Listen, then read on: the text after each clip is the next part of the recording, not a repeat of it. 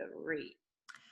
This is Live from the Table, the official podcast of New York's world-famous Comedy Cellar, coming at you on Sirius XM 99 Raw Dog and on the Riotcast Podcast Network. Dan Naturman here, coming at you, the official announcer during lockdown for the Live from the Table podcast.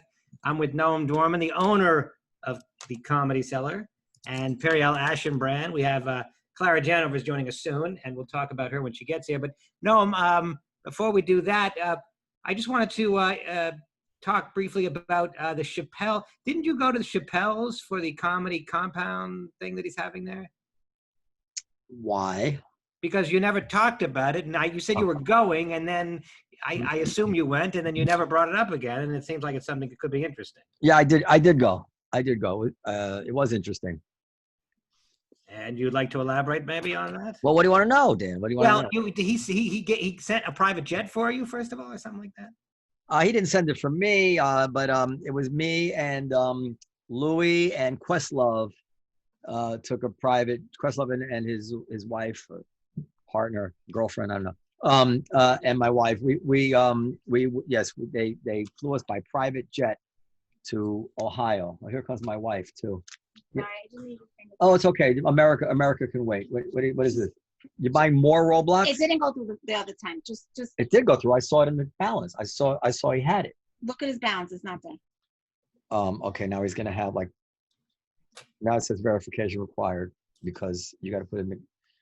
Okay. Hold on, guys. Hold on, America. I don't know. Noam is doing some domestic stuff. I'm not exactly sure. What is going on? But you got to put in the security code, which I happen to know. I happen to know the security code by heart, I think. Sorry, guys. So let's see. You can edit this out.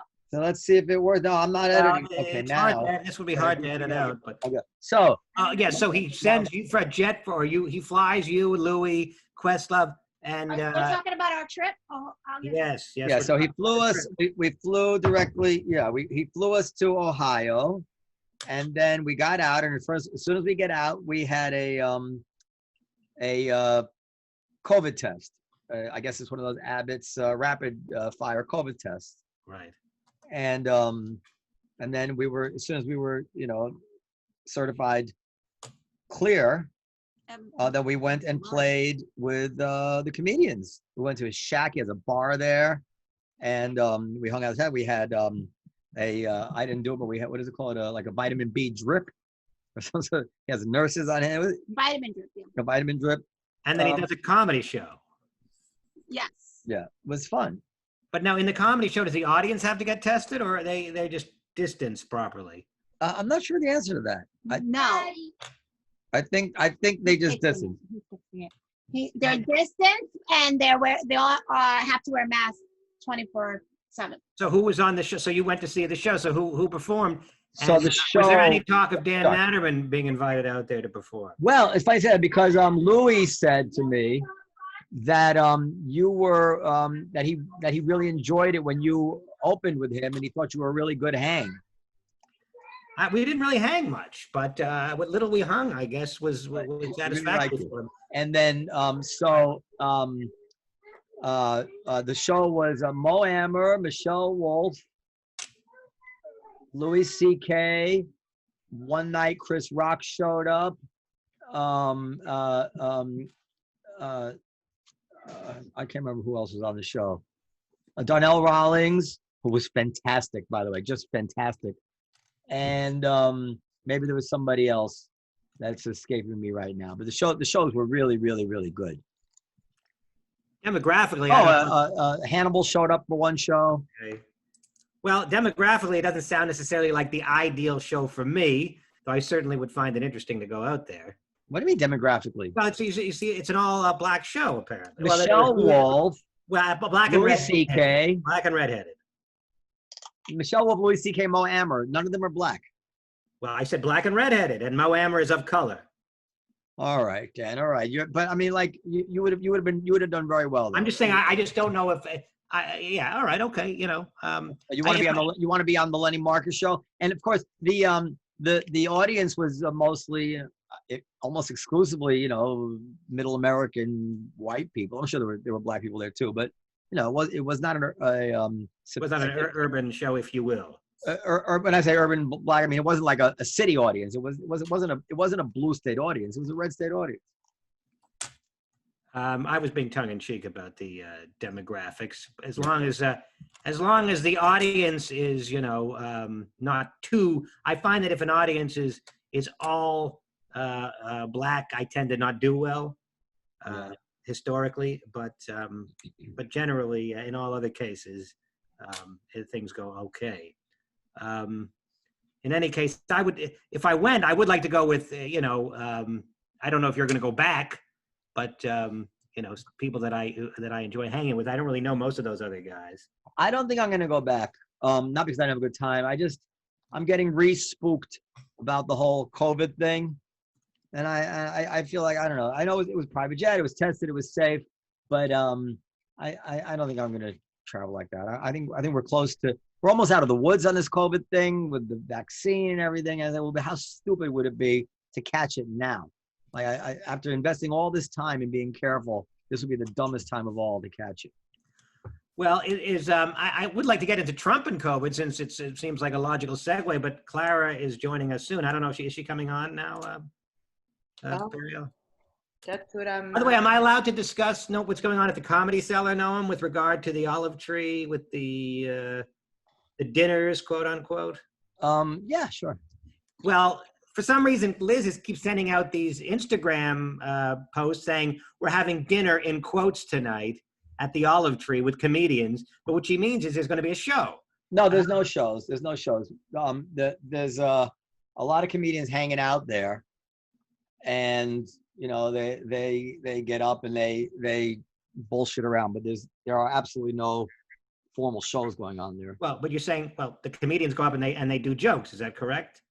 Or they just bullshit, or they don't go up at all. It's not like there's any particular formalized thing going on there. Oh, here she is. Claira, is it Claira or Claira? I'm so sorry. I read 7:30 and then. Yeah, no, you have nothing to be sorry about. I thought that you didn't see 7:30, and that's why you came at 7. And I was like, oh my God, I didn't want to keep you waiting. But it's all good. Hi. How do you pronounce your first name? Clara. Clara. Okay, you're apologizing to a woman who gets the things that I send her clearly written wrong about 4 times a day. So I wouldn't apologize to. Well, let me introduce. I'm the official introducer during lockdown. Right. So I will introduce Claira Janover, 22 years old, with her whole life ahead of us, unlike some people on this show. A Harvard student, most known for being doxxed and a source of tremendous controversy in July for a viral Tik Tok in support of BLM. Welcome, Claira Janover, to the podcast.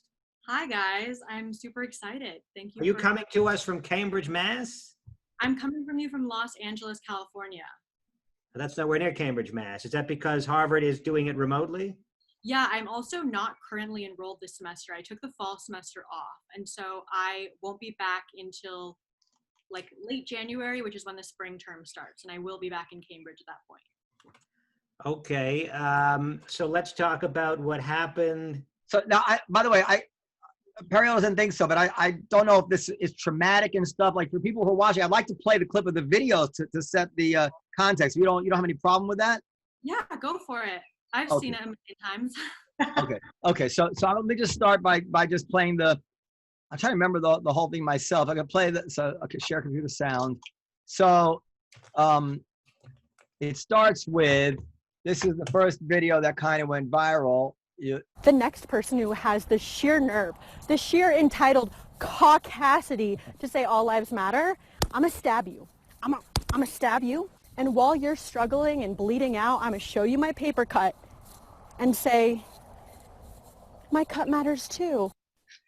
Okay, so for some reason, first of all, the first thing, the first thing I just want to say that, how can anybody take that seriously? Like people were actually acting as if you were actually threatening people with real violence. Is that true? Yeah. So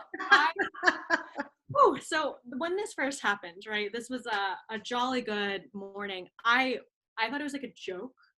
when you are educated with the critical thinking abilities to interpret satirical hyperbolic analogy, you immediately see people that are tweeting at you, tagging the FBI and Homeland Security and Cambridge Police, and you say these people are either really psychotic or really stupid. They're not mutually exclusive, but they fall under those domains.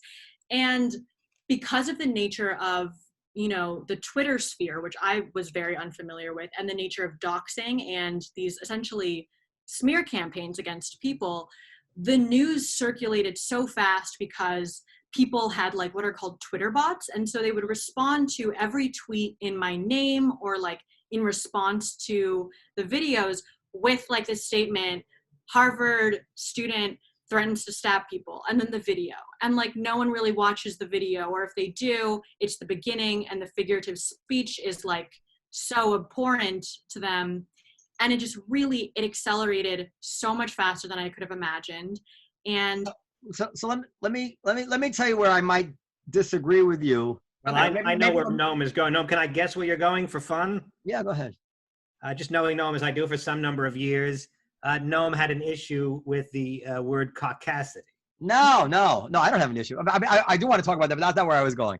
I want to say that I think that part of the reason people jumped on this is the context of it going in the other direction, just as insincerely, or in both directions. I'm not trying to lay it on one side or the other. So, for instance, the only thing I can come to my mind, I should have done some research. Like, I remember Sarah Palin years ago had some ad where she put a bullseye on either on a location or on a particular candidate that they were going to target for a defeat or whatever it is. And people were saying, she's encouraging violence against the same guys. Like, and everybody was like, no, she's not encouraging violence. You know, we're using a metaphor of a bullseye, someone you're targeting, but very few people, we use targeting all the time. It's not so there was a glee in seeing somebody from the left, which you are, exposing themselves to the same sort of bad faith attacks that the left had often handed out to the right. Would you think that's unfair, what I'm saying? No, and I mean, I've thought a lot about this, and I also don't ever want to say that, you know, I think what I said and how I said it was like, if I had known it would be viral, that I would have said the exact same thing. It was a video, it was on TikTok, which is an app for 15-year-olds to dance and lip sync. And it was entertainment. I mean, people make videos, I'd still stand by it, you know, but I understand that the use of violence in figurative language, even if it be metaphorically, hyperbolically, or contextually, it is going to turn people the wrong way. Now, do I think that that warranted the degree of response, especially since you had All Lives Matter people making videos, you know, against the Second Amendment, you know, and gun control, being like, okay, well, want to see what's going to happen if you try to come to my backyard or take away my gun? Or in response to protesters for Black Lives Matter saying like, well, what would happen if I just ran someone over with my car that was protesting illegally? Or, you know, if there's no cops, like what's going to happen when I break into your house? These are all, you know, ways to convey, again, a very aggressive message, but in a way that people, I guess, kind of understand. And you know, I'm sorry if I'm going on tangents, but in my video, you know, the use of, again, caucasity, which is like, I've gotten a lot of pushback for saying like white slurs against. No, just to interrupt you there, because I believe I saw this. You're adopted, right? You have white parents?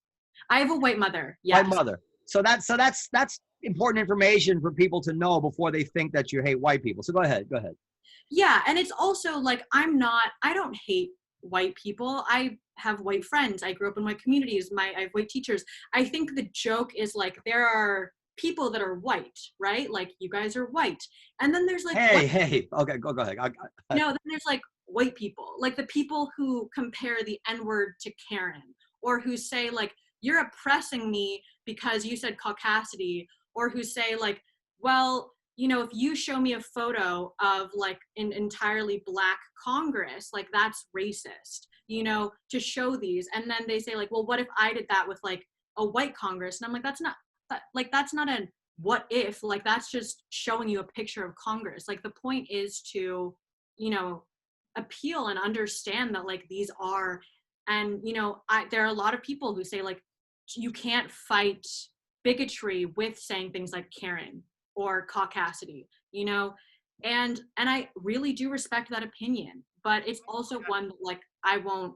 Oh no, I say you can. I say that. I just jump in because not everybody is watching on YouTube, and not everybody can see Claira, and not everybody can detect what ethnic group she belongs to. You know, without us telling them. So she is not African American. She is Asian, I gather. Mm-hmm. I would say Southeast Asia. So yeah, I'm Chinese. And yeah, no, and it's okay. I mean, it's something that I make jokes. I think that I do have more of like a blunt sense of humor, but I mean, I was raised by my white Jewish mother. I was bat mitzvahed. I fast for Yom Kippur. I make content about how like people don't understand that you can be culturally belonging to like something and not embody like this Ashkenazi mentality. I grew up. Claira, so I just want to say, because I want to argue with you. I think the use of the term Karen. I don't care about the use of the term, any of these terms in informal jokes or even to make points in smaller groups, whatever it is. I'm not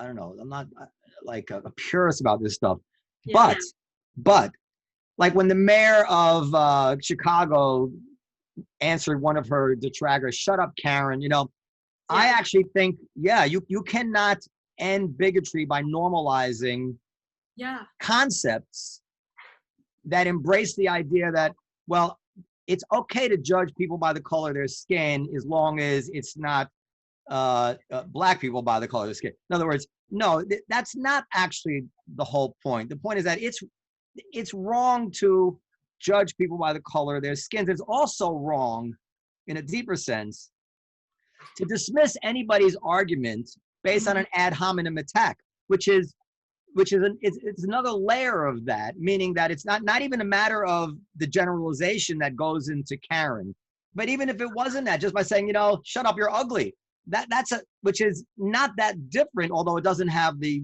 racism to it. The person who says that is stupid, and probably says that because they don't have a good answer. Yeah, and I mean, I'm gonna respond to, because those are excellent points, but I'm gonna respond to, firstly, the online media landscape, right? YouTube, Twitter, Instagram, TikTok, you're not really having conversations with people, right? Like you're putting out content, you are talking at them. And that's very different. I happily deploy these, you know, and that's my own personal thing where I will say like, oh, like white people, you know, and I get that certain white people are like, you know, flabbergasted by my audacity to racially generalize them. And I will say it, and I would not say that in the same like trope or sense that I would in like a conversation with you guys, right? Because these intellectual and much needed productive conversations can happen, but also on the internet, that's not what's happening. It's not a fair fight. People aren't sitting there and thinking like, what is this girl's mentality? You know, the fact that I get still thousands of hateful messages and voicemails, like just the other day, you know, I had a Facebook message where somebody put like the address of where I was getting therapy from and was like, we saw you walk in and out of there. I get messages calling me, I don't know if I can swear on here, but I get called the cunt, a bitch. I get messages about how people want to brutally rape and sodomize me and gangbang me and then send pictures of that across the internet, you know, and that's like, I get those weekly, right? So that's insane. When I think of Periel for that pointed. No, but it just, I mean, the whole thing that like seems to be getting lost here, and you know, correct me if I'm wrong, but it's so. I'll wait till you finish. Go ahead. You usually don't even have to wait. I know. Go ahead. That like you were so clearly being funny, right? Like it was so clear. No. Yes, I'm gonna correct. it was. It was. She was not. No, Claire, you can correct me if I'm wrong. No, she was angry. Joke. No, she was not being funny. She was being angry. No. That was real anger, but the threat of violence was not real. The righteous indignation I took as real. Yeah, she was not joking about Black Lives Matter. She wasn't joking about Black Lives Matter, but it was obviously so hyperbolic and over the top. Like when you're having a conversation with, she wasn't being funny. Clara, you can answer. It was my intention to be, it was a satire. Kind of like, I don't know if you guys have seen the water is wet video, you know, where the guy's like, water is wet.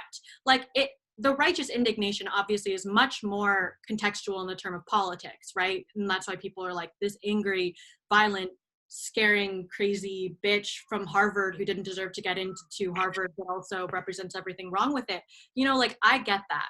And also, all of these are culminating factors of the amount of criticism that both my video, my response, my decision to then continue my platform and speak out and write and talk about it, you know, all of these, my experience would have been very different had I handled things differently or like immediately went private and stepped back.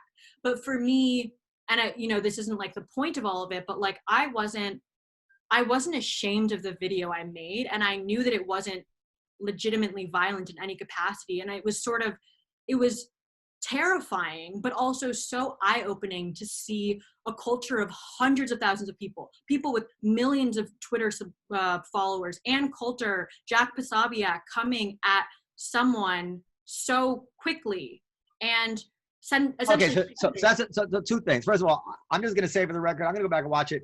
If that was pure satire, first of all, you're a genius, because like that is like Oscar-winning performance. I took it to that some of that anger was not like it would be shocking me. Like after you press stop, you're like like I felt like that was real, but you know, okay, but either way, I'm not criticizing it. I wanted to say also that these conversations.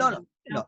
I also wanted to say that I'm just before we leave it on the topic of saying white people, saying Karen, I would say the following, because we all say things. That to the extent that you're putting your foot in the arena of talking seriously about the issue of race, principles, objective standards, and those sorts of things, I think at that point it is very, very wise, and maybe even it is morally called for, to really clean up your language in that context. In other words, if an everyday person says, fucking white people, whatever, whatever. But if my profession is to fight against bigotry, and I say, fucking white people, people look at me like, well, okay, then you better stop and tell me what you mean by bigotry. Do you just mean that you're here to protect the people that you want to protect, and you have no universal idea about what it means to judge people by the color of their skin or by any other aspect, by who they want to sleep with? I mean, the whole point is that there is something deeply tempting and deeply wrong, and part of the frailty of the human condition that we're all fighting against, to judge people by immutable characteristics, including an individual white person can be just as unfairly treated and just as wrongly judged by his skin color as an individual black person can. Now, you can make the argument that in the overall, black people are you can't compare the suffering of black people as a group. Yeah, of course you can say that. But nevertheless, as an individual, if somebody bashes me over the head, as has happened to me actually, because I was white, and you're going to try to tell me, well, that's, it's not racist because you're white and he's black and I'm there knocked out on the ground, you're just not going to convince me that it was okay for him to judge me by the color of my skin. It was racist. So I just think it's very wrong again, not an informal conversation, not where people understand it, but if you want to be in the arena of fighting against bigotry, there's no need, in my opinion, to make those compromises. There's just not. It doesn't help your cause. It can only hurt your cause. That's for sure. For strategic reasons, if you want to win people over, the last thing you need to be doing is giving them the low hanging fruit of. Can I just follow up and ask Claira if her ambitions for the future include this kind of social activism? Are you? Is this how you see your future? After college? I mean, something that was interesting. I mean, there's a lot of points. Noam, is that how you pronounce your name? That I did think about. But firstly, and I recognize my role. When you put something on the public, it doesn't matter if you intend for one person or a million people to see it. It's up for scrutiny. But the video that I posted when I had posted it back, this was before I was viral, before I had anything. It was also a month before the whole scandal blew up. The TikTok existed online for a month. And there's a very big difference. I wasn't doing it as a profession. I wasn't out here trying to have my company or my organization or my movement. And I think that a lot of what the online media landscape and social activism is just making points. And I think that there's a tendency of either tone policing or phrase policing, which is correct if you're giving a speech at a school or in front of a United Nations conference, or even now that I have a following and a platform and a name to myself, right? Versus if you're just an individual on the internet, right? Like you tweet what you want, you post what you want. There's a completely different argument about thinking about those repercussions.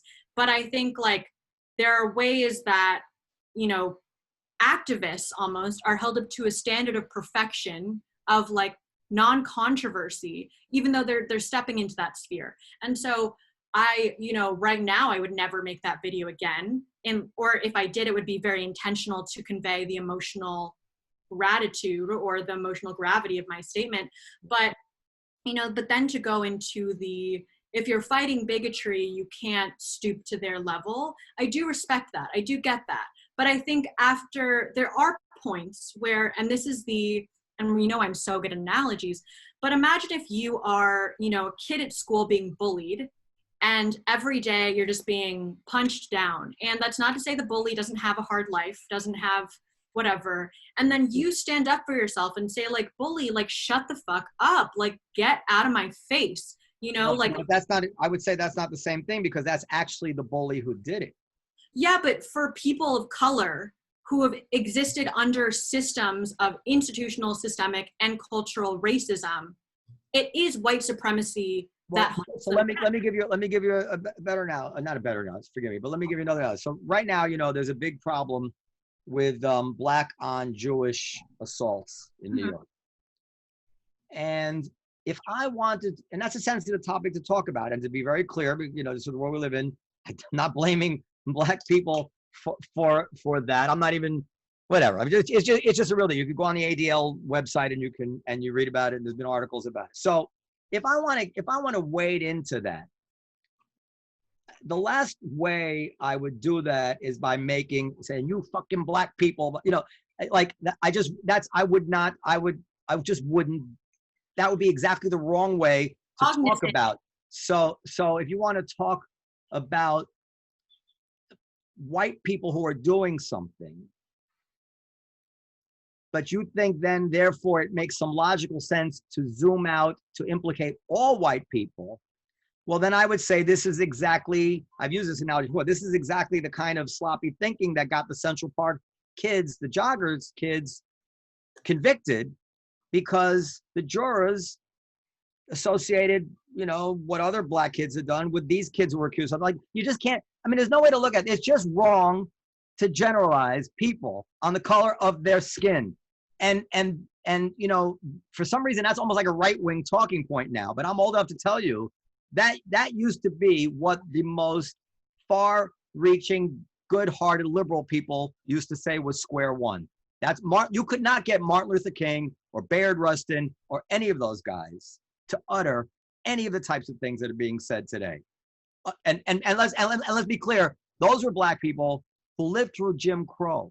These are people who had their heads bashed. These are people who spent time in jail. These aren't like white rich kids, or you're a Asian Jewish Harvard elite.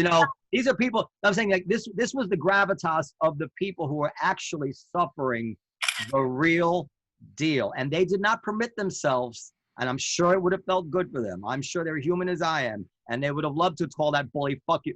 But they didn't, because they limited themselves in a certain way that I have an awful lot, everybody should admire. And everybody should try to, and we're all human. Everybody slips. Everybody has ugly thoughts. Go ahead, Periel. I'm sorry. Can we just pivot here for a second? Because all that is, well and good, and obviously like really carefully thought out and interesting points that you're making. But to backtrack a second. The only time she ever compliments my thinking is when there's a but. Go ahead, but. Now you literally sound exactly like my husband. Go ahead. Is that Claira is a young woman who I would imagine studied her fucking ass off to get into, like, I don't know, maybe the best school in the world. Maybe Jews are very brainy. Periel. Go ahead. Made a funny video and like suddenly half the fucking world, including Ann Coulter. Oh, so no, let me finish. Is giving out her address where she lives, putting her, not Ann Coulter. I'm saying everybody else, but maybe Ann Coulter. I wouldn't. No, don't say things you don't know are true. I didn't say, what did I say? I said not Ann Coulter, but I wouldn't. And then you said maybe Ann Coulter. I said I wouldn't put it past her. All right. Go ahead. You didn't say that. I said that. Okay, go ahead. And I was being a little bit tongue in cheek, but anyway, and like really like putting her fucking life at risk. Like, I'm on her side. Why aren't we talking about that? Well, let's get to it. So let's get to the next part of the video, and then we can talk about what happened to what happened to. Listen, we are where I might disagree with you on politics, which I find interesting, and because you're so smart and measured, I'm interested to talk to you about it. But regardless of what I think about your politics, it doesn't affect me in the slightest about whether I think that people should have done such a thing to you. It's terrible. You have a right to say whatever you want to say. I don't care what you think. I thought you were telling me you thought I was so smart and No, I'm telling Claira that I don't care what she says. People shouldn't be coming at her as they did. It's just disgusting. So let's just watch the second part of the video. Yeah. Okay. So here is sheer entitled caucasity to say all lives matter. That's the highlight of the end of the last one. I'm gonna stab you. And while you're struggling and bleeding out, I'm going to show you my paper cut and say, my cut matters too. Okay, now is what happened afterwards. Here comes. Trump supporters just took my job away from me. I've gotten death threats, rape threats, violent threats. It was okay. But now it doesn't make my future. My future is entirely compromised because Trump supporters have decided to come for my life. God, this sucks. You guys suck. I'm too strong for you. I'm too strong for any of you. All lives matter. Racist Trump supporters. It sucks, but it doesn't suck as much as systemic racism. And I'm not gonna stop using my platform to advocate for it. And I'm sorry, Deloitte, that you can't see that. All right, so that's it. So I just want to say, when you were doing that, if you had any idea that someday you'd be on the Comedy Cellar podcast, would you think that your future was really as ruined as you thought it was? So, okay, I want to touch on a couple of things, just sort of, and I know that we're like short on time, but no, it's okay, go ahead. This video is very meaningful to me, and I'm very glad I posted it. The two videos actually of me crying. This was the one that was more spread across, again, like Trump Talk, Fox News, the Daily Mail. And I was prepared I wasn't prepared for the backlash, but I knew it was going to happen, but I was very intentional. When I was crying, I was like, I'm posting this, even though, and it wasn't it wasn't thought out. It was literally, I was recording it as I was sobbing, because mind you, I have no living family, so no living parents or siblings. I was living with my friend because of COVID, that I then had to move out of because of this whole doxing thing for like their safety and my safety.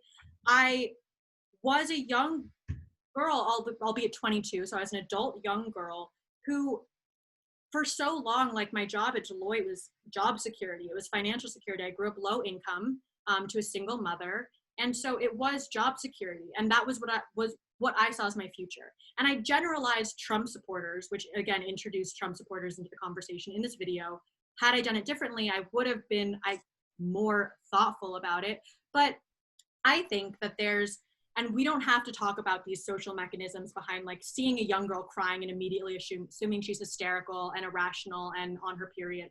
But we have this, expectation of non-emotion and like hypermasculinity. I know that's a trigger word, but this idea that strength can only exist in emotionlessness or in like this fortifying behavior of like righteousness, right?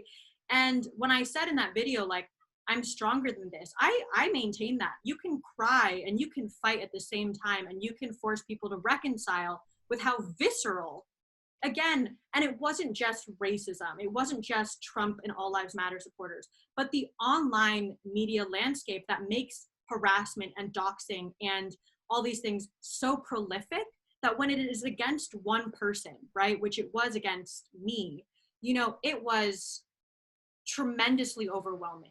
And the fact that even though in the video I was emotional, I was sad, I didn't know what I was comprehending, I wasn't like writing out a script to recite it, I was also like, I don't want to pretend that I'm okay given that this is a consequence of something that is so magnified.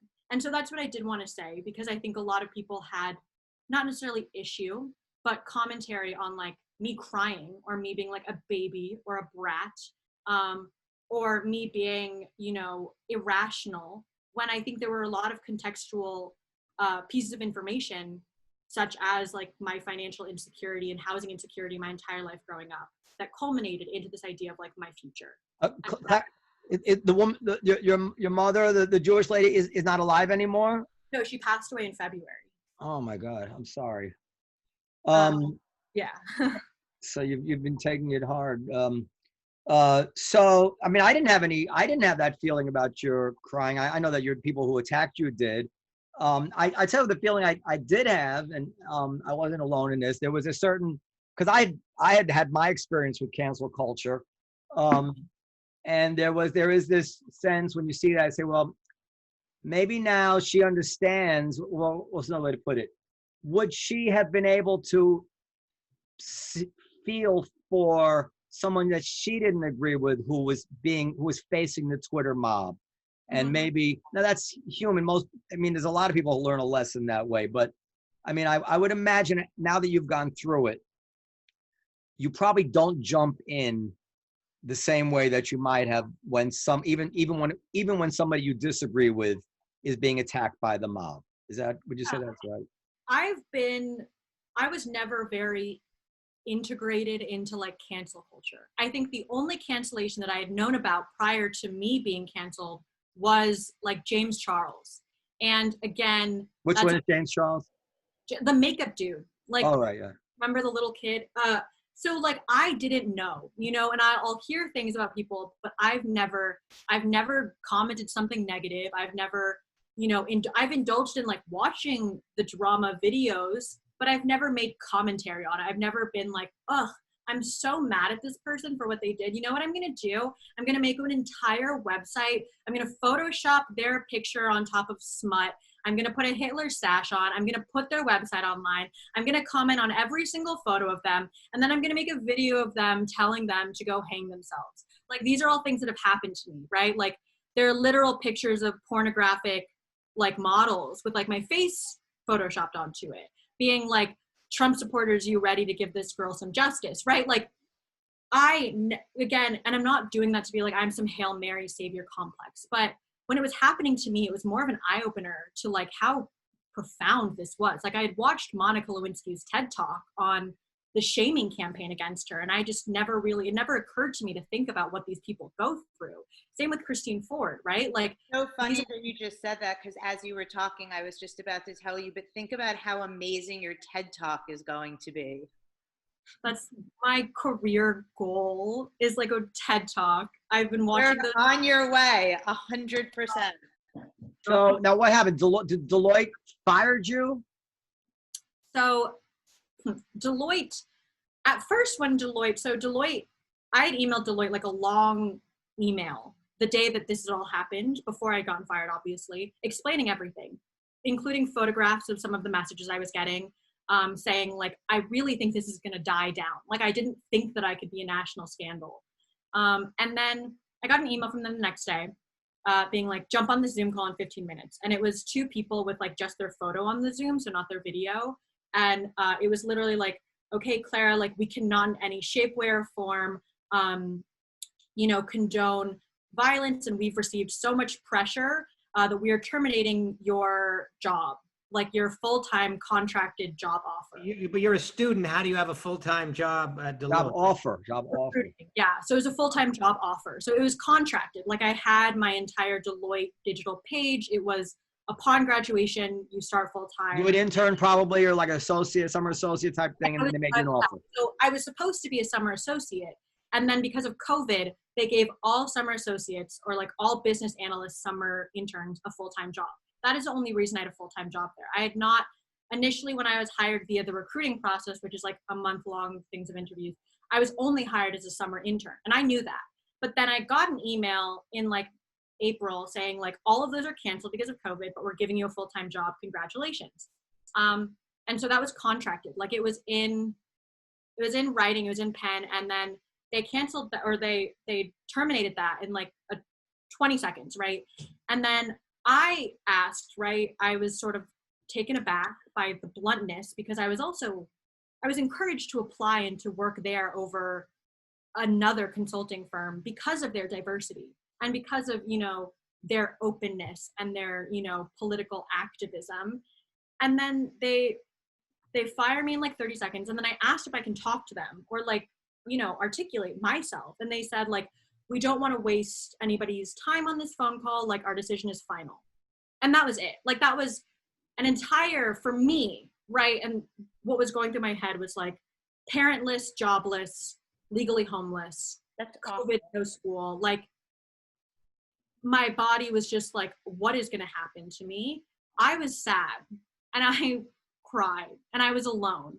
And it sucked. But again, and I will say this, and I've said this before, I didn't see like Deloitte's decision as like out of the blue, which is why I had anticipated by emailing prior to be like, this is what's happening. Can we jump on a phone call? But then for them to gaslight me in the events following, to just like disregard me, to make statements that were not untrue, but misleading, right? To say that I was never an employee, because I wasn't, but I was a full-time hire, and they didn't clarify that. All of a sudden, hundreds of thousands of people think that I'm lying about working at Deloitte, when in reality, it was a semantical difference between an employee and a hire, which like, it's not their job to clarify that. But me being the naive, like person who had never undergone this culture of the media landscape was like, how can they do that? Like, how can they imply that I'm a liar on Fox News and Trump Talk, and then have me deal with the consequences of being that like fraudulent, hysterical, lying, manipulative bitch? So I mean, fuck Deloitte, but they're not unique, because it's all Totally fuck Deloitte. They're cowardly, like every single major corporation seems to be, except the Comedy Cellar, by the way. But like they buckle, they all buckle, and this also is instructive to I mean, there's a certain movements to boycott and to have repercussions to advertisers and whatever it is, and people don't understand that it's a very blunt, inexact weapon that they're wielding here. And when you start handing out punishments or demanding punishments in the court of public opinion, and nobody's testifying under oath, and there's no due process, and there's no disinterested decision makers. Yeah, you might get the right guy from time to time, but it is a terrible formula for a free society to embrace. Even if from time to time, I used to make the analogy that you watch the movie Death Wish. Death Wish analogy. Yeah, but it's a thing. Like you watch a movie about a vigilante, and when he gets the murderer, it's nice to see the murderer get shot by the vigilante. That's not what's wrong with being a vigilante. It's not, it's all the risks involved in it. We just can't live that way. Really, fuck Deloitte. It's so outrageous. I mean, what could have happened to them? Like, why couldn't one corporate guy step out and say, listen, yeah, we don't like her video, but we're not going to fire her. You know, it's none of our business what videos she made. It also is just one of those, like, things blow over. I think the situation of course. in a day, like Maestro, obviously it was like a day of like, holy crap, I'm getting harassed online, but it would have died. What actually really started and catapulted my virality was getting fired. And that statement of virtue signaling by corporations. And mind you, I'm not saying that it's just Deloitte. Like, I think a lot of others. No, it's all of them. It's all of them. It was just Netflix is, you know, and all of them. They're all the only one who stood up was Trader Joe's. They were going to stop their, like, Trader Juan or whatever it is, and then they said, you know what? On second thought, we're not going to stop Trader Juan. You know, that woman in Central Park worked for Deloitte as well. Remember the woman in Central Park with the dog? Cooper. Oh. Amy Cooper, is that her name? Amy Cooper. Was that also Deloitte? I know she got fired, but I'm not sure. I seem to remember maybe it was Deloitte. Claira, so where are you at now? Have you? I mean, Before we go, Dan, you ask whatever. Before she leaves, I have two other questions for her. But go ahead, Dan.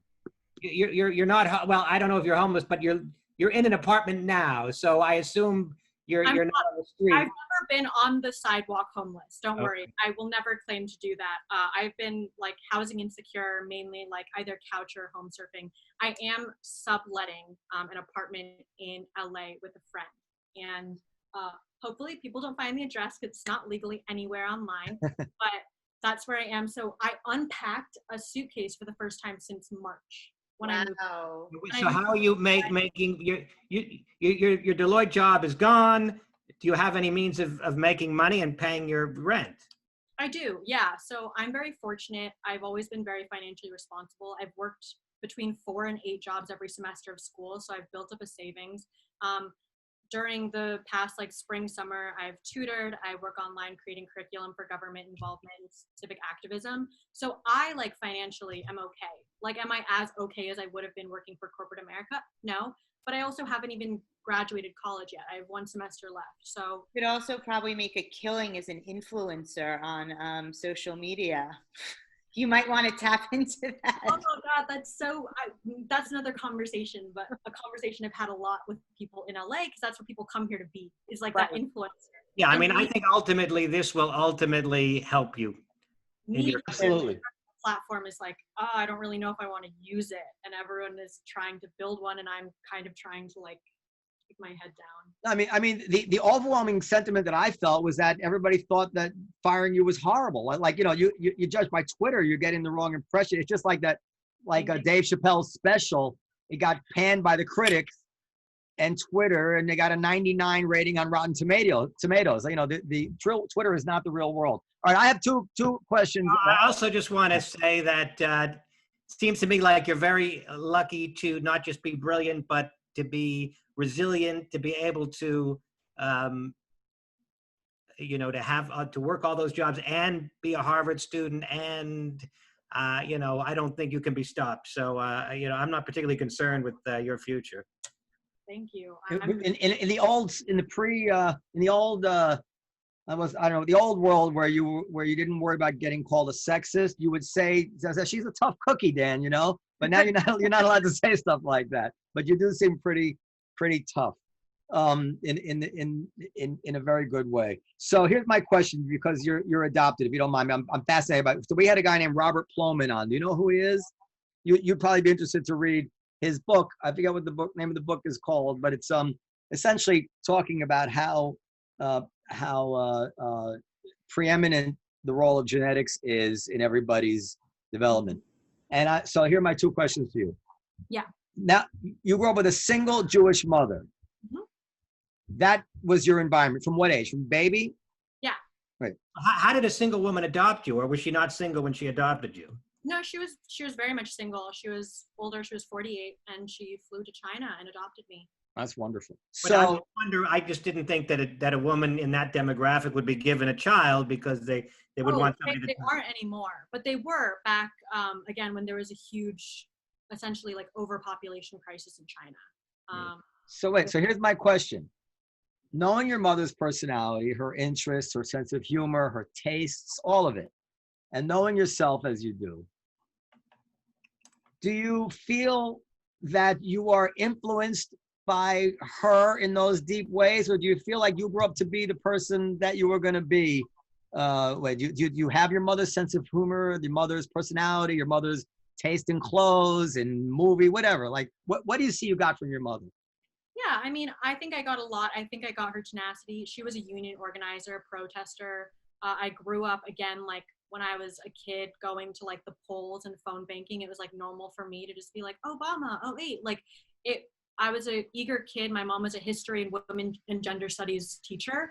I wasn't like captivated by it as a kid. But I never questioned it. I don't know. I never questioned like leadership of women or like outspokenness. My mom's friends were all former union organizers. So like, just kind of picture, I don't know, like a freaking Jewish Purim like dinner, just a bunch of people talking about the old days with such passion and like essentially railing on corporations. So it's like, yeah, that's a normalcy. But you know, my like type A drivenness terrified my mom. Like my mom used to ask me to stay home from school because it was giving me so much anxiety. Whereas like I was that kid that was like at school from like 7 a.m. to 7 p.m. and then going home, doing homework, going to bed at 1, waking up at 6. Like it was a cycle that I think was very much like invested in me. Like I don't think I got it from my mom, but I think she did a lot to nurture that, in that like she never forced me to or not to do things, which I thought was very, for me, good as a kid. But like I know, and I've had conversations with so many people, like I could have been a crack whore, you know, like there would literally be times where my mom would like leave for like weeks at a time, me at home, and I use that as an opportunity to like spread out my homework on the floor, but like it could have been a party opportunity, you know, things like that that are like. Did you see three identical strangers, the movie about the three identical twins? So I study psychology and government, so like I'm fascinated in the whole nature versus nurture debate, and I've taken classes on it, so I've thought a lot about it. Yeah. All right, so I just sent you in the book by Robert Plomin. Okay. You'll probably be interested to read that. And the other question I have is, because this is coming up now, please, I know it's hard for everybody. Leave aside Amy Coney Barrett's politics. It has nothing to do with what I'm about to talk about. Okay. She has gotten some nasty comments from like Ibram Kendi and other people who are very enamored with critical race theory, making nasty remarks about the fact that she adopted interracially. She saved 2 Haitian children. And I know this is coming from the people who you generally agree with, I think, in your worldview. Would you say that they are wrong to bring race into the question of whether a loving parent should be able to adopt a child in need? No, I mean, well, sorry, I didn't mean no to your question. I meant, I think like bringing in the topic of race is important. Like, I think that pretending that race isn't involved when you're interracially adopting is foolish. But I think that, you know, you have to go in intentionally and mindfully. And I think the adoption processes, if anything, requires parents to be so diligently intentional with their decision making. Now, I know there are those stories, like there was that woman who gave back her child of color after adopting it. You know, there are so many. There's people who give back their white children too. Like a lot of the Russian babies get returned by white parents. Yeah, but again, so that's why I don't like deny it. You know, like the stories that have race in it are often, you know, glamour. But I think, you know, what I'm asking, I'm saying that I just found it so offensive. And this is kind of ends where we began in terms of normalizing the things that you want to fight against. You would think that the natural expression of the healthy world we all want to get to would be one where a white woman of means who's seeing an earthquake in Haiti and children who need homes, to say, honey, let's adopt some children we can help. And what so much of this seems to me be doing is actually putting brakes on what would naturally happen if people really were trying to live in a not racially blind, but in a racially decent and moral world. It's like, look, I don't care what, I'm not saying you're not black. Of course I see that you're black. I'm saying I don't care that you're black. You're a beautiful child. And you need a mom and a dad, and we're going to adopt you just like your mom saw a beautiful Chinese baby. I mean, imagine if somebody came at your mom and said, how dare you adopt a Chinese baby? Or what do you know about being Chinese? You know? I think, well, so firstly, like, I think that is extraordinary to adopt kids from impoverished or even, you know, from any country, right, that needs a home. But I think that, like, you can't stop people, or you shouldn't stop people from saying, like, even if you don't care about the race of your baby, it's going to play a part in their childhood, in their development. And you have to acknowledge that. Not saying, like, don't do it, but but that's not the issue. Nobody said that. I know, but like the rhetoric almost of being like, you can't, like, don't try to stop a white woman from adopting a baby of color because, like, you wouldn't if it were white. Like, yes, and I think, but you can have those conversations about why that exists without, like, reprimanding. No, but they were attacking her. Look, let me say, Dan, let me say one other thing. First, fact is that your mom made a Jew out of you. Well, and you know, that some people might find that problematic. Like, why are you imposing your Jewishness on this Chinese baby's thing? But you seem to be fine with it, and you're maintaining your Jewish identity. We don't know that her mother made a Jew out of her. We know that she was bat mitzvahed. We know that she. Well, that's how it's done. Has been to Seder's. We don't know how Jewish she feels. She says she fasts for Yom Kippur. She just told us that at the beginning. Didn't you say that? Yeah. Yeah. Like, I'm culturally Jewish. Yeah. You know, and again, similarly, and I don't want to go on because I think Noam, we fundamentally agree that, right, there should be this freedom. I think I'm of the perspective of, like, these conversations can be had without just saying, like, oh, just because people shouldn't put this emphasis on race doesn't mean that they don't. And, like, talking about the mechanisms underlying that and how pervasive that is. It's different to bring it up in a way where you're trying to do right by the world, and let's examine this because we want. It's another way to use it as a blunt instrument to try to with hate. I mean, when Kendi does it, it's with hate for sure. It's really disturbing. And by the way, we didn't even get to Asians being kept out of Harvard, but I think we have to. Yeah, but we've beaten that horse halfway to death. So that's a big issue for me. But go ahead. I know it is. I can talk about a lot of things, so. We should have you on again if you're not too bothered by us. Do you feel, and we didn't expect, by the way, to go down this road because I didn't know you were a dove. I don't think Noam did either. But I did. I mean, I looked it up. I growing up, I knew a Irish couple that adopted a Korean girl, and they felt it was important to bring her to Korea, to expose her to aspects of Korean culture. Do you feel, or was that the case with you? And do you feel cut off or in any way deprived of what really is your heritage and your right to that heritage? Yeah, so I guess the simple answer is no. Mainly because I never grew up being like, ugh, like I'm forced to be here, or like my mom was so transparent with me. In fact, like I remember in kindergarten, I'd be like, wait, aren't I white? And my mom would be like, no. We didn't go back to we couldn't afford it, but my mom tried to put me in like Chinese lessons, and like we did Chinese New Year. It was sort of like, imagine if I were just to all of you guys like, okay, like actually you're Asian and you're gonna look Asian now, and you would sort of be like, okay, so the world will see me as Asian. The world sees me as Asian. None of you guys are like, she's not Asian.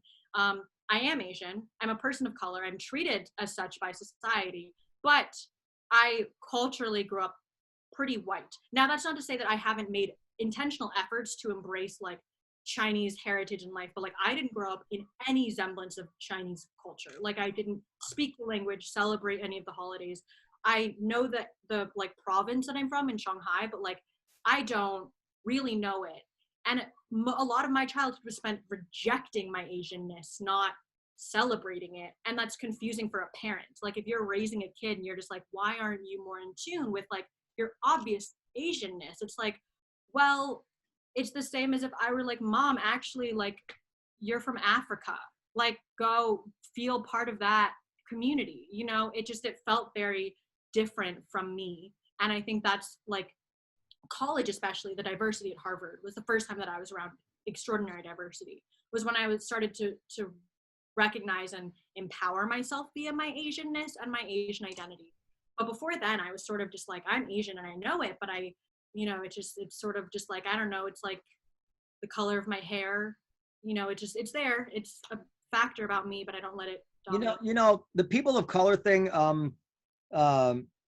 always has bothered me a little bit. And then I've heard more and more Black people saying what I'm about to say, so I don't think it's out to lunch. If you were to, the experience of Black people in this country is so outrageously, has been so historically outrageously brutal and horrible. If you were to plot it on some type of graph, the distance between Asian and white would probably be almost invisible to the naked eye if you had to zoom out far enough to see the distance between Asian and white and Black people, if you know what I mean. And yet, for some reason, it's fashionable today to talk about people of color as if there's an experience of people of color. I don't actually buy that. There is an experience of everybody has an experience, but the umbrella of people of color, which goes from Asian to Jim Crow, 60 people, in their 60s live in Jim Crow, to, Chinese people and Indian people who have the highest income in the country, really. Is there something about that description of the world which I think is quite distorting? And like, I have children. My children are children of color. My wife is half Indian and half Puerto Rican. And for them to think that their experience can be labeled as a Black person's experience because they're a shade, I'm not saying there's nothing to talk about there, but I think it would be quite distorting for them to see the world that way. They are very, very, very lucky, my kids are. And they don't share any, and will never, even if they wanted to, understand what it means to be Black in America, to be watched, to be pulled over by the cops, any of the things that Black people have to go through. So that's just, I'm just jumping off from something you said. I'm not, I hope I don't take it as an attack. Please don't, because it's just the way everything is spoken about today. I could write a book on that, because I don't disagree, because the privilege that lighter skinned and Asian, especially people of color, face in comparison to dark skinned people of color, like, that's not Black people of color, because even dark skinned Indians don't deal with that. No, it's African. I understand that is very true. But what I'm saying is that when we look at mechanisms of colorism and we look at, I think that this idea of like a model minority, it's not a myth, but it really simplifies. And I'm the first to say, or not the first, like you just said it, but the plight of Asian and non-Black Americans in the United States is like pales in comparison to that of Black America, right?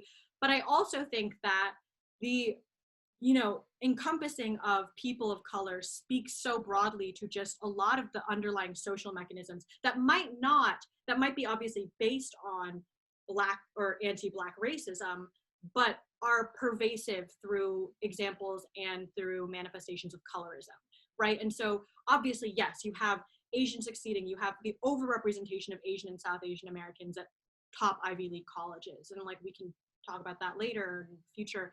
But the experience, like, yes, I'm never going to get pulled over, and cops are never going to interpret me the same way that they interpret most Hispanic, Latino, and Black people, right?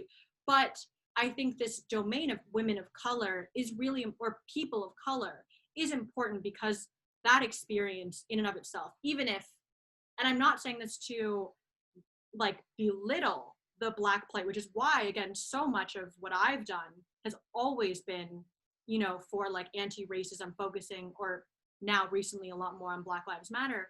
But it also, again, when we get focused in like the nitpitty of the person of color experience as, like white people, there becomes sort of well, you're not wrong, but when you try to explain an experience of essentially, whether it be Black America or just, again, the spectrum of colored America, is extraordinarily different.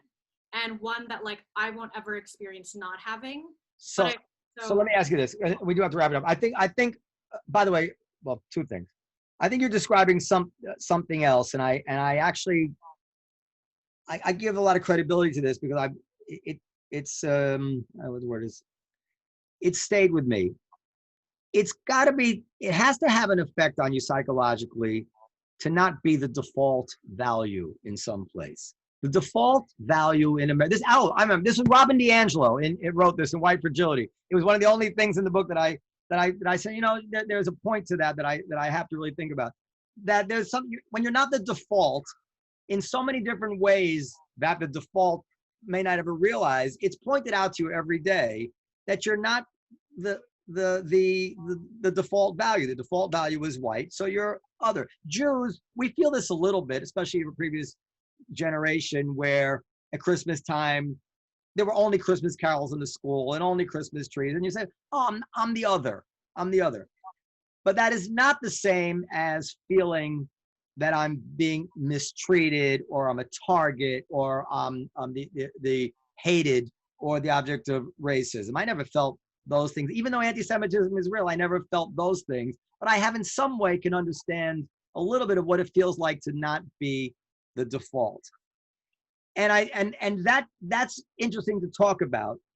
But I do think in some way, and I've spoken to a few Black people about this, and I bet you if you speak to some of your Black friends and you probe them on this, they will admit to you that they have this feeling that there is something wrong with diluting the utter uniqueness of the African American experience by in any way describing it along with all the other shades and different ethnicities and whatever it is who have their experience in America, but it has nothing to do. It has nothing to do with that. What about the those who would further divide the Black experience from what one descendants of slaves Twitter calls foundational Black Americans, or American descendants of slaves, and later immigrants? Yeah, I think that's one of the most difficult parts about the reparations argument, is that I just can't picture lining up 12 Black people and saying, okay, show us your papers. Oh no, your parents came here in, from Jamaica, or your parents came here in 1965.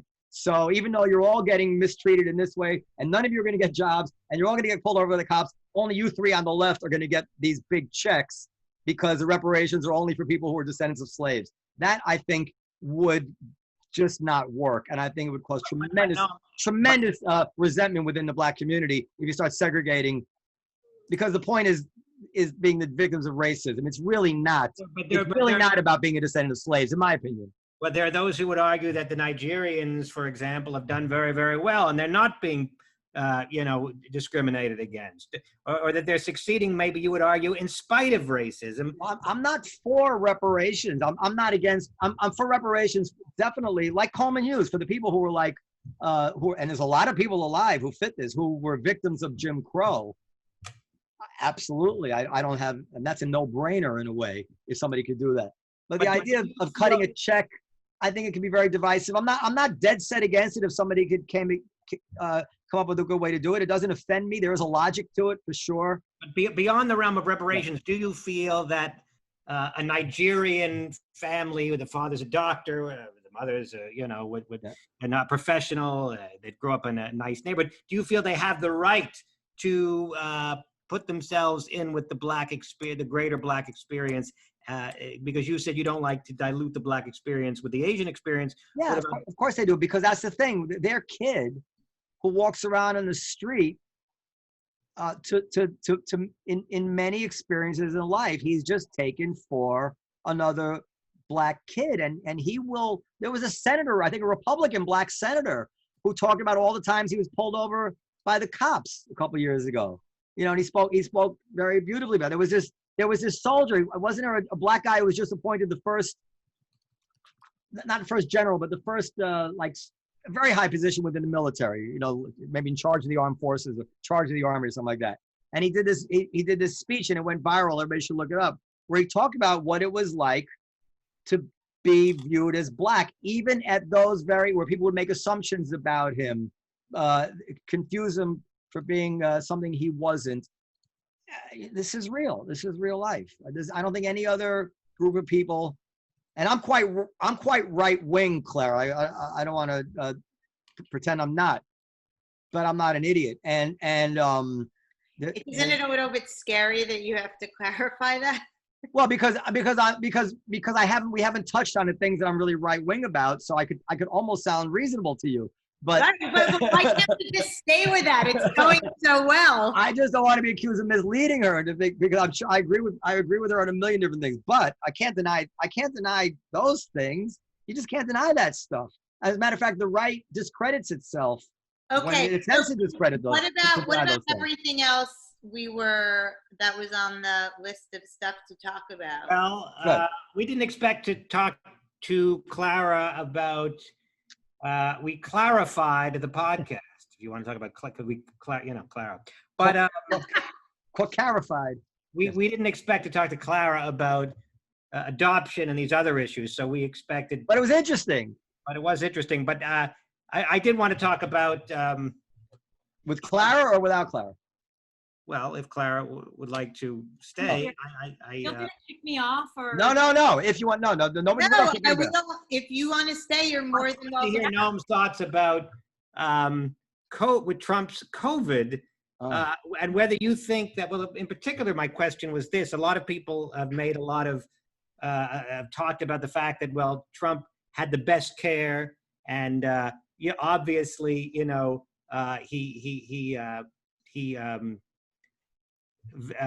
he conquered COVID because he had 24-hour medical care. But I question whether that was really, and of course he's not out of the woods yet. Anything could still happen. But I question whether or not that's the factor. The Trump's medical care is 24/7.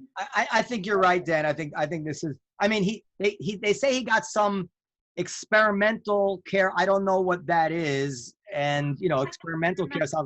Is injected into. This is also based on things that I've read from the news. So I don't want to stand by, but he received allegedly essentially antibodies that are currently in the clinical process for. This is plasma therapy. Yeah. But this is not unique to Trump. This is being done around the country now. Yeah, and I mean, so my interpretation of this was truthfully, at no point in my mind was I worried that Trump was going to die. I'm not really going to get into the potential conspiracy theories about whether or not he had COVID or about whether or not, because we see The Hill had so many cases of COVID coming up.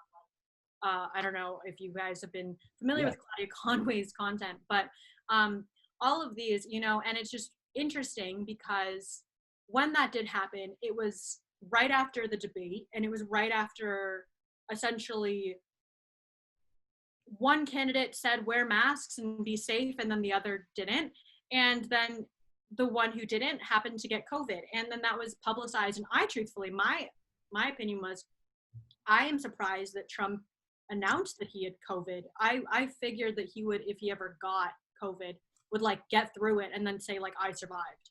But then it became a huge thing, and I don't, the rhetoric around it of some people being joking, some people being serious, some people, I was sort of just he's going to get the top quality care as any president would. And I think there has to be some sort of message of this didn't matter, right? Until all of a sudden now, our president has it. I think that that's something that is an important dialogue about this, but just in terms of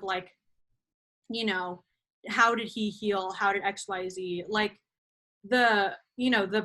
the medical treatment available, the infrastructure available now is so much better than that of it was in March. This isn't Trump getting COVID in March. This is Trump getting COVID when there are hundreds of people on the beach every day. There are, people in indoor seating in New York City type of thing where we've really readjusted our lives to COVID instead of, for example, New Zealand, which is the gold puppy that everyone holds up, where they don't have cases anymore. They don't wear masks. And I think that juxtaposing that has been. Look, he got COVID early. I mean, they caught it early. He took a full course of remdesivir, which was proven to be helpful to people who get it early. This is what our friend Hatem, who had COVID in the midst of recovering from a heart transplant, he got COVID. He got remdesivir early, and he recovered without having horrible symptoms. So, I mean, there's just no way a scientifically grounded person can draw any conclusion as to why Trump recovered, especially when we know that some people, even without any medical care, just get better. They were telling And They there's tell, some, they tell people not to come to the hospital unless you're dying with COVID because there's not much we can do for you. I mean, it's not. and conversely, there's some people that certainly had the best imaginable care, Yeah, wealthy of course. people that died anyway. And look, Trump seems to have a tough constitution, to be fair, and he doesn't smoke. He's fat, and he's I mean, I think that statistically he only had a 5 or 6% chance of dying as it was. It's not like it's not like a shocker that he recovered from COVID. You really cannot draw any conclusions from that. In I his don't think- age group, like he's pretty high risk. Even in his age group, I think the death rate is about 5 or 6%. Yeah, it really goes like that when you get like to 80 years old. Like something like 60, 70% of the people dying are over 80 years old. It's tremendous numbers of people. And then when you're younger, it's people with all sorts of comorbidities, diabetes, including being overweight. But Trump is overweight, but he's not, they call him obese, but we've seen fatter than Trump, right? And there's people in nursing homes, they call that a quomorbidity. Yeah. So, I mean, but I know people who died in old age homes. Is my theory like completely trash that he didn't really get it? And Do you believe He got it. that? So Don't be that he ridiculous. can say, look, it wasn't really that big of a deal. Nobody's going for that. This is not going to help him. Listen, he handled it terribly, as he's been handling everything terribly for lately. It was like the doctors are contradicting themselves, and then Noam, you're sounding so left of center this show. I just love it. Who could say he handled it well? I've said for years. I mean, a lot of people are saying that. I've said for 7 months now that God gave this man a pandemic on a silver platter.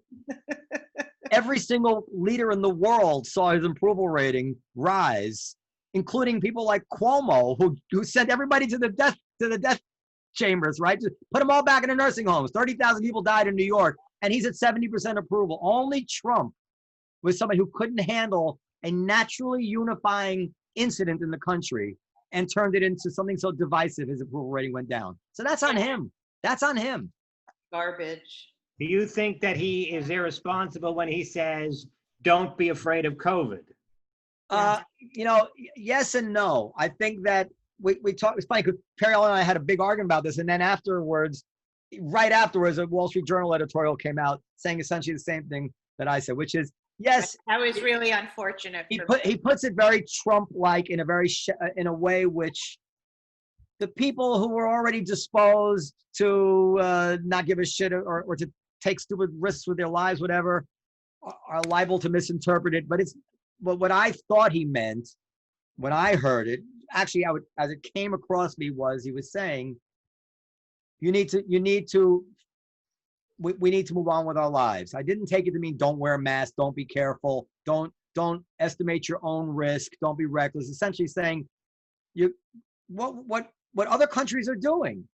France, Sweden, they're like in Asia, they're masking up, they're being careful, and they are not going back into lockdowns. They are learning how to have a life with this. And that's what I took him to mean. Yes, it was not, he does this all the time. I mean, he's the president and he needs to think 6 times about the way he says something, and he doesn't.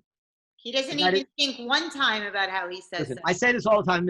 I said, this is my new thing about Trump. You know about Claira, I don't know if you're into sports. In sports, you can bet the over or the under.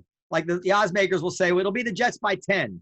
And then you can bet, well, the Jets will win but by under 10, or the Jets will win by over 10. And with every story on Trump, it's not about whether or not the story is totally bullshit. There's always some grain of truth. Always bet the under on those stories. Whatever the story is, discount it by 20 or 30% if you're trying to find, metaphysical truth about what it is. Yes, he's a schmuck for the way he said it, but if you want to attach to what he said, you want to assume he meant the most outlandish thing that any human could have meant by that statement, you are not likely to get that right. It is likely to be somewhat less than his worst haters are saying it was. Just like his taxes turned out to be an awful lot less incriminating than his haters. Just like his involvement with Russia turned out to be not that it didn't exist, much less than his haters said it was going to be. You go through every single story about Trump, And when the final truth came out, it was less than what they were saying on, the most liberal state. Nothing was totally fabricated. Nothing was totally false. It's just less. Just bet the under on every story of Trump. And I think you get it about right. So that's my rule of thumb on Trump. What Trump should have said is obviously be prudent, take precautions, but we need to live our lives and That's not right. fear. Yeah. And you know what? I will say this. Periel was with me when we watched Trump's Twitter speech. She laughed at him. She mocked him. And know what? Let me. And you made fun of the way you used the word condolences, even though we looked it up. It was an acceptable use of the word condolence. What I said to you at the time was this, and I think I'm happy I said it, which is this: Trump is a bullshitter. We know he is. We've seen him bullshit all the time. We see him lying through his teeth.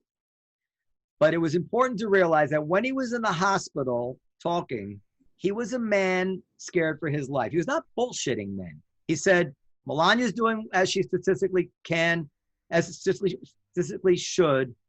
I'm doing okay, but we're not sure. The next few days will let us know. There's a little vulnerability there. But whatever you want to say about him, he was not faking something. He actually was sick with COVID. And whatever he was saying as a man with COVID was no longer Trump being an asshole to somebody else. You might think he's being like you disagree with his attitude about his own sickness. But in the end now he's not talking about some kid in a cage. He's talking about his own sickness. And he's saying, I was a leader. We heard him say to Woodward, this virus is deadly. He said that to Woodward. And he said, I was a leader and I felt that I just needed to be out there and just be a leader. I don't think he's right about that. I think a strong leader, the best leader, would have been leading by example. He would have been wearing a mask. He would have been showing the country. But that's not Trump. But his motivation, I'm not saying that it's not it's a unwise thing he did. I agree. But the motivation was not evil.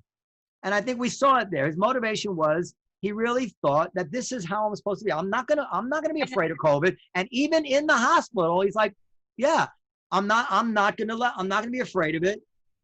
And he's not lying. Again, well, my point is this: whatever you want to say about him, he's not lying there. He actually is a man with a real risk of death, talking into the camera about how he's feeling. And you got to process that in some way that's fair to him. That's all. As a human being, someone you hate or someone I want to get ready. Yeah, we got to go. This is a long podcast. Vice presidential debates. Claira, will you be watching? Of course I will be watching. I hope it will be less of a train wreck. I'm sure that it will be. We have Pence is not Trump, so I think that it won't be what we had last week, but I look forward to it. Can I say something reminded me of this? My father hated Louis Farrakhan.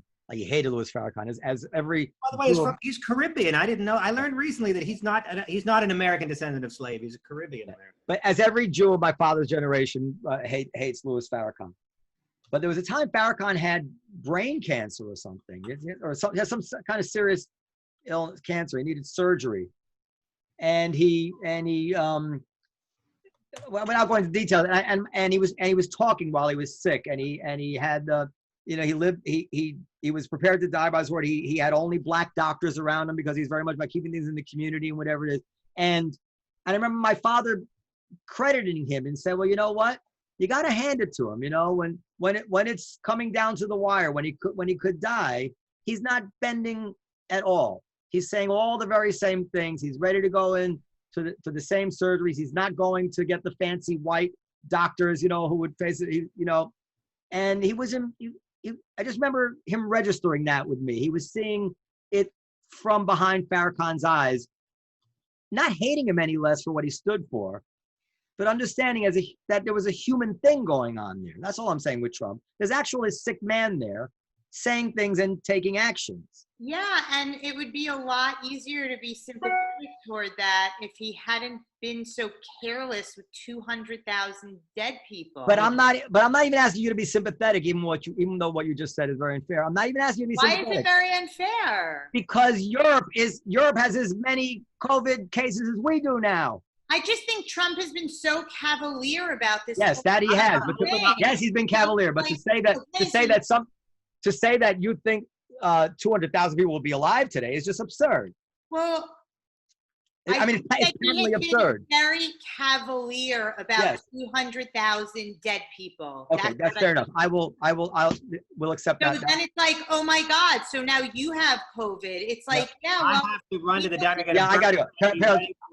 I'm not asking you to be sympathetic to him. Actually, I was asking you to understand, without being arrogant, to understand what you're seeing. That this is not the typical Trump asshole that you're seeing, because this is not false. He's a fucking con man, but he's not conning right now. He actually has COVID. That's all I'm saying. Anyway, Claira, you're fantastic. Fuck Deloitte and Touche, whatever. Thank you guys so much for having me. I would say Clara's future is I think very bright. Obviously, I think she knows that. She got to come to the Comedy Cellar once my president gets rid of COVID. I'm kidding. We have to have Claira. I can't help but wonder, and I don't know if this is appropriate, but I can't help but wonder whether her and Coleman Hughes wouldn't make an interesting couple. But not couple, like as a pair, like to meet each other. You would enjoy each other. Couple. I was thinking romance. Oh no, we don't talk that way. But Coleman Hughes. Oh, I don't actually know. Oh, you know Dan is a yenta. All right, he's already trying to hook you up with a friend of his. Who's age appropriate? He's 23 or 24. Yeah, age appropriate. Anyhow, right, Dan, you know what? That can be considered very bad taste.